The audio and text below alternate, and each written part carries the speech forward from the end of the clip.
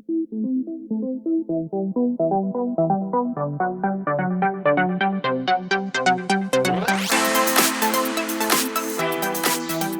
and welcome to Bev's Talks. I'm Bev Short and I'm your host. Now, osteoporosis is estimated to affect more than 200 million women worldwide, which causes 8.9 million fractures annually, resulting in an osteoporotic fracture literally every 3 seconds. And 1 in 3 women over the age of 50 are affected. So what can you do if you're diagnosed with osteoporosis to prevent becoming just yet another statistic? So today I'm joined by Irma Jennings, who is a holistic bone coach from New Hope in Pennsylvania. Hello, Irma. Hi, Bev. How are you? I'm here with Skelly. You can see Skelly says hello. Yeah. Now, is Skelly a girl or a boy? Well, this is a very big question because Skelly represents the male-female version of us all. But Skelly is actually a guy. Skelly is holding a collared leaf in its mouth and is very, very happy to be here. Fantastic. Well, it's great to have you here. So, Irma was diagnosed with osteopenia in 2005, and she's here to shed some light on how she has managed her disease and how she's gone on to help other people. Irma, can you tell us what happened when you were diagnosed with osteopenia and how you have had this amazing transformation, which has taken you from working on Wall Street to where you are today? So thank you, Bev, for asking that question. And that Wall Street point in my life, which was a 23-year stopover, created nothing but stress. Of course, it did offer a tremendous career to me. I was in the world of men for the longest time, but it was a stress-filled environment. When I was diagnosed in 2005, the doctor gave me 2 choices, actually 1 choice, which was, let me give you a script. And the script was for Fosamax, which is a bisphosphonate. That's a bone drug. Bisphosphonate is one of the several categories. It's the most common. Fosamax is one of the most common, at least in the States, that's been used for osteopenia and osteoporosis. He gave that to me, and my reaction was, really? There's nothing I can do to help my bones? No, there's nothing you can do. I said, food doesn't impact my bones at all? No. Stress doesn't impact my bones? No. Exercise, weight-bearing exercise? No. You have osteopenia. Your next move is osteoporosis. So he gave me a script and he gave me a dose of fear. And that's what set me catapulting into the marrow of my own bones to discover what else I can do versus taking a prescription. Right. Okay. So can you tell us the difference between osteopenia and osteoporosis, just to explain to people who are watching? Because before I met you, I hadn't even heard of osteopenia, even though I'd heard of osteoporosis. Osteopenia was described in 1992 by the World Health Organization as almost like a precursor to osteoporosis. Now, that was not to be labeled as a disease. It has become a notable disease or the precursor to osteoporosis. So what I mean by that is that if you have that, then you will have this. If you have osteopenia, you're going to get osteoporosis. It's not necessarily so. It is often, it's a wake-up call to check into your bones and really look at your life as far as, what am I doing with my food? What am I doing with my love life? What am I doing with my financial life? How is my life my joy? And how do I reduce the stress? So osteopenia is, when you look at the DEXA test, which is the typical gold standard that we use, and that is it's an absorption test. It looks at the mineral that's being absorbed by the bones. If it's -1 up to -2.4, that category, that range is osteopenia. Once it hits -2.5, all the way up to -4 plus, that's osteoporosis. Now, typically what I want to say is when you take the DEXA test, the measurement is done in the lumbar area. which is the lower part of the spine, and the lumbar area is free of the ribs. I don't know if you could see on Skelly, because Skelly has the apron. But it's free of the ribs, so the actual test is free to see what's going on versus being interrupted by other bones. It's also taken in the hip socket and the femur hip socket, where the bone, the hip goes into the pelvic area. And this is a confusing point for a lot of women, because they get a report and it says my femoral hip or my femoral neck has osteoporosis, and they think that it's the neck. The actual socket of the hip. There's a little bone, or there's a bone, and then there's a little bridge. Then all that goes into the hip itself. That's where the weak point starts. And for many women who have hip fractures, that's something you really want to pay attention to. So for you, Irma, so you had this really stressful, crazy life, yeah? You had kids, you were married, yeah?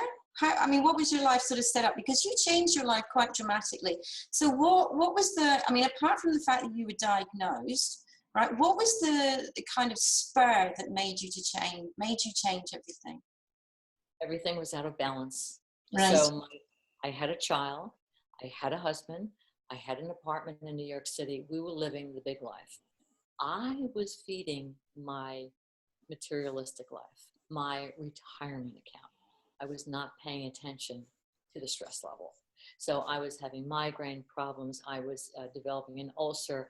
I had other digestive issues, and they just kept building up. And I thought, well, this is all part of life, at least life in the fast lane. So it wasn't the real moment, the aha moment came for me when I had been diagnosed with migraines, then into osteoporosis. So my diagnosis of osteoporosis in 2005 basically led to my divorce in 2006.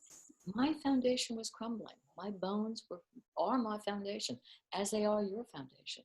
And when they start really screaming, so it's a major wake-up. But you went on a school camp or something, didn't you, out in the countryside, and you had an epiphany when you were there. What happened? Tell everybody about that. Yeah, so my son went to an alternative school in New York City, and it was called Waldorf Education, and many people might know this. And they take the children out of New York City to an organic biodynamic farm, upstate New York, 3 hours away. And I was the class mother on that trip, so I had 15 young children. And I put them all to bed, and I woke up very early in the morning, like 4:30 in the morning, being pulled out of my bed to the sound of something I was very unfamiliar with. And I got dressed, I went outside, and it was the farm life that had started. The chickens were scratching the earth for their feed. The cows were just beginning to be milked by the farmers. And the whole life of the farm started to come alive. When I peered into the barn of the milking that was going on, it was at that moment that I thought, this is it. Food is medicine. That was the beginning of so much that changed for me. I went back to school, left Wall Street, went back to school to the Institute for Integrative Nutrition, and then continued studying all around the world as food is medicine and food for healthy bones. So how did you end up in that wonderfully named place, New Hope? Right. So I really had to take a big inner journey, not only into the marrow of my bones, but into my soul, to find out what makes me happy. New York City, 37 years, too much chaos. It wasn't supporting me anymore. So I moved at 59 years old, now a single woman. My son is off at college. I moved to Philadelphia, Pennsylvania to start my life all over again. But that wasn't it. I was looking more for a collective community. I didn't want to live alone. I've lived alone before I was married, and I lived alone after I got divorced, but I didn't want to live alone. I wanted to be around like-minded people who understood the whole value of food as medicine. So I moved to New Hope, Pennsylvania, and now share a home. Me and my housemate, we call ourselves boommates for baby boomers who are now and we're having the time of our life here. That's fantastic. It's been a long journey. In the middle of the story, I never knew where I was going to end up. But now when I think about a story, I think the end first, and I don't worry about the details of getting there. Yeah. So how did you change your diet? So, when I work with people, I help them change their diet, which makes them feel more energetic and healthier and full of life.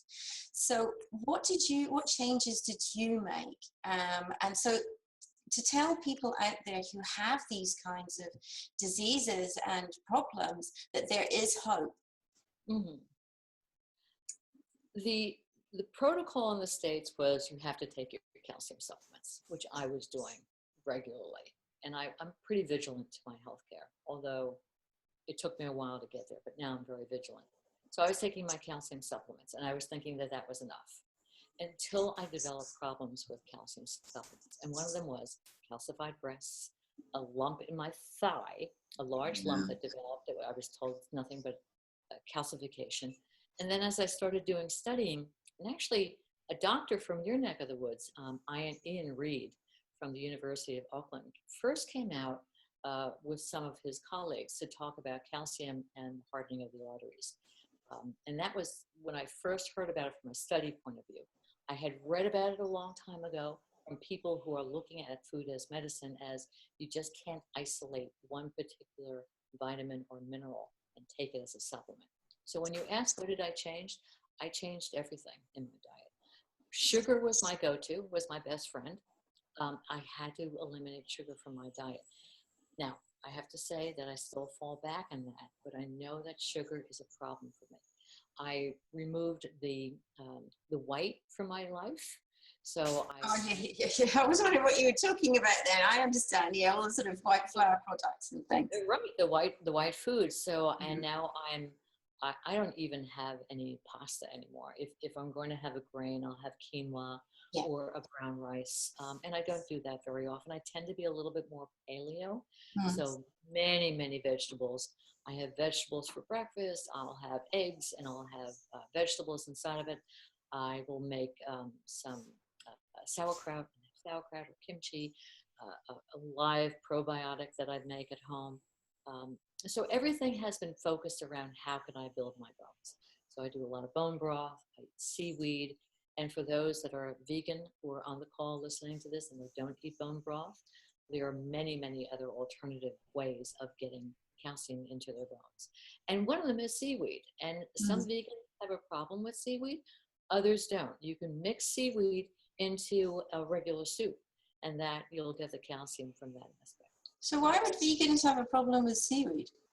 Because they don't like fish and it smells fishy, or they don't eat fish. Oh, okay. Yeah. Okay. Yeah, I suppose it does really, doesn't it? It does smell a bit fishy, doesn't it? Yes, but one of the best ones is wakame. If you go to a Japanese restaurant, you get a little bowl of miso soup. That green floating around in there is wakame seaweed, and it's wonderfully rich in calcium and other minerals. So with calcium supplements then, because I remember when, the Auckland University brought out that study, and that was quite recently, I suppose, in the last sort of 2 or 3 years, I think it was. And everybody stopped taking calcium supplements. So I don't want to have a heart attack. And I did quite a lot of research, but I couldn't find anything that categorically said you mustn't take calcium supplements or you must. So what's your take on it? I mean, I know that you had issues with calcification, in your breasts and in your leg and everything, but what would you say if I said to you, what should I do, Irma? Should I take calcium supplements? What would you say? First of all, it's not a straight answer. Let me dive into this. First of all, what came out in the States and was really woke everyone up again was the study that came out of the American Heart Association, the Journal of the American Heart Association. It was a very long study. It was a 10-year study with about 2,700 people. And the end result was, yes, this is a problem. Calcium can lay down plaque in the artery. And then the University of Wisconsin came out and said, but if you take calcium through food, this is not a problem. So there's a big assumption that we have to take 1,200 milligrams, at least in the States, when you're of a certain age, postmenopausal, and that you can take them and they'll fully be absorbed. And they won't. So the real question is, what are you absorbing? Whether or not you're taking it in supplement form or in a food form. That's the first question that I ask my clients. And if no one really knows until you have a test, an absorption test. I think that that's the jumping off point where to start from. You finding out what you're absorbing and what you're deficient in. In the States, we have a number of tests. One test that I use is the Spectra cell test, and that will tell me what I'm deficient in. And then it will tell me what food groups I can use to get those deficiencies taken care of. So exercise, Irma. What part does exercise play in building your bones? Everything. Yes. Well, this is good because that's what I thought too, and that's what I tell everybody. So fantastic. Yay! The gravity that we're exposed to just by getting old. I mean, it's a good thing, but it pulls down all parts of ourself as we get older. But gravity is an important piece because we're always working with gravity to build bone health. So when we walk, if we're walking barefoot, that's ideal. When the hip hits the ground and it reverberates up the spine and into the hips, that's really key. Some people, the bottom of their feet gets thinner as they get older, so they can't walk around without shoes on. But you don't want to get those thick sneakers. You want to feel that impact of the heel hitting the floor. Weight-bearing exercise, weights, free weights, lifting grocery bags. You don't have to go to a gym. You can do all sorts of things at home for your bones. But it really is about weight-bearing exercise. And also, walking is great. Running is a little bit better because you get the impact. But walking for many people solves the problem. Okay. I also like to do jump roping. Now, that's good for a number of things, but some people can't do that as we get older. It becomes problematic, but that's also a great exercise. Yeah, okay. Yoga is fabulous. Pilates is fabulous. I also do gyrotonics. I also do Tai Chi. So I do something every day, and I really have a very vast portfolio of exercises because it's important that I really stay flexible in my mind, body, and spirit, and also in my bones. So all of those, Pilates, yoga, gyrotonics, which may not be something you're familiar with, and Tai Chi. What's gyrotonic? Gyrotonics is an equipment-based machine that actually takes your body in more of a circular way, where Pilates is a little bit more linear. So you'll be able to flex to the right and to the left, and the body twists in a way that's supportive. Now, having said that, if you have lumbar issues because your osteoporosis is showing up there, you have to go to somebody, an exercise person who's familiar with osteoporosis, because you don't want to do some of the curves that people do in yoga. You want to make sure that you're dealing with somebody who's in the know. Yeah, I think if you've got osteoporosis, you really need some advice from a professional about how to exercise to give you the best benefit and not hurt yourself as well. Definitely. So you touched on vegans and seaweed, so I'd like to get back to vegans. When I grew up, and probably still a lot today, everybody thinks that, your calcium comes from dairy. Yeah. So how much calcium do you actually get from dairy in comparison to, say, Skelly's collard greens that she is chowing down on there? As far as taking milk for strong bones, what I want to ask you, Bev, and also your listeners is, what do you think giraffes, elephants, gorillas eat? And these are animals that have very, very strong bones. What do you think they eat? Well, I mean, this is what I say to my clients. When people say, I've got to have meat for protein, Mm-hmm. and I go, well, does a gorilla? No, it sits there eating leaves all day. Right. And no, they don't drink milk unless they're babies. And They don't drink milk. Yeah. Right. So there is a big myth about milk being the key ingredient for strong bones. I grew up drinking milk as a child. I drank milk all the time. It was homogenized, it was pasteurized, and I was diagnosed with osteopenia. So it's not a given. But some of the books that I was making reference to and have introduced to my clients, in fact, did a couple book group studies on, is Death by Calcium by Dr. Thomas Levy. He's an MD and a JD. And also the Calcium Lie. I don't know if you could see that. Can't see the top of it there, Irma. Calcium Lie by Robert Thompson, Dr. Robert Thompson.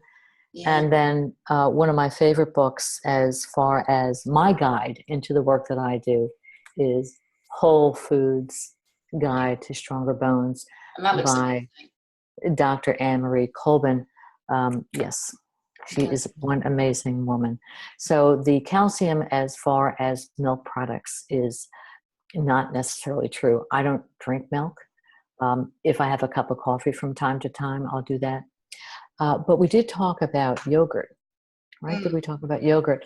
And what I want to say about yogurt is that the assumption is that if we're taking a cup of yogurt and it has 300 milligrams of calcium, that we're absorbing all of that calcium. But the body can't absorb that much calcium at that one time. So it only absorbs around 100 milligrams of the 300 that you're ingesting. But if you're taking yogurt in the right form, which is raw, unprocessed, plain, we can get that in certain states here. Can you get that in New Zealand? I'm sure you can. It's not very easy to get it, but I'm sure you can get it. Yeah. Right. And then that will give you calcium and other minerals, but it will also give you the probiotics that you need because yogurt is a medicine food. And now we've created with Greek yogurt, and it's thicker than the regular yogurt. When the regular yogurt is made, it's much more runny. And that people are taking it as, oh, I'm taking medicine, but they're eating pudding. It's high in sugar and it's pudding. So I've always thought of yogurt as pudding. I always had it as a pudding. Now that's why I don't have it anymore. But I have started really cutting back on dairy products, you know. Yes. Are you a vegan? No, I'm not. I would like to be, but I'm not. No, I still eat fish and eggs. You know, I have the occasional piece of Edam cheese. Yes. But, you know, in general, I'm not having a lot of dairy products. No. Right. Okay. So on your website, Irma, you have got something that people can download to help them. Can you just talk a wee bit about that? Yes.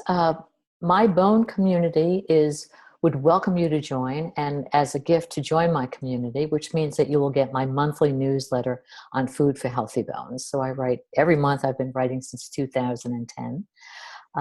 And you will get 5 recipes that you will be delivered to your inbox, and you can open them up and do them. My favorite recipe is the kale salad recipe, which is easy to make, and it's a conversion food. This is a food, many people in the States don't like kale until they try the kale salad. So it's not only the kale salad, but it's the kale salad dressing, which is an alkaline dressing.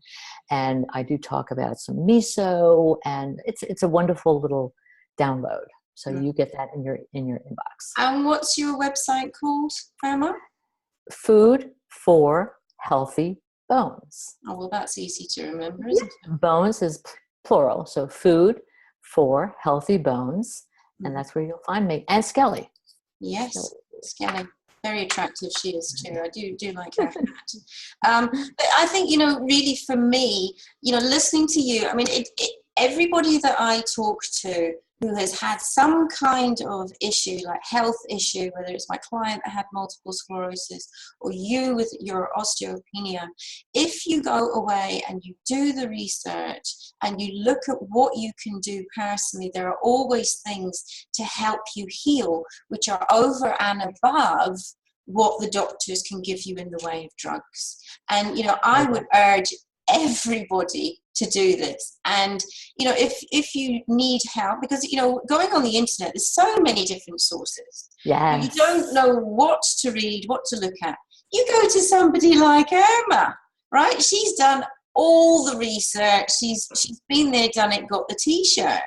So she can tell you exactly what to do. So it takes all that pain out of your own research.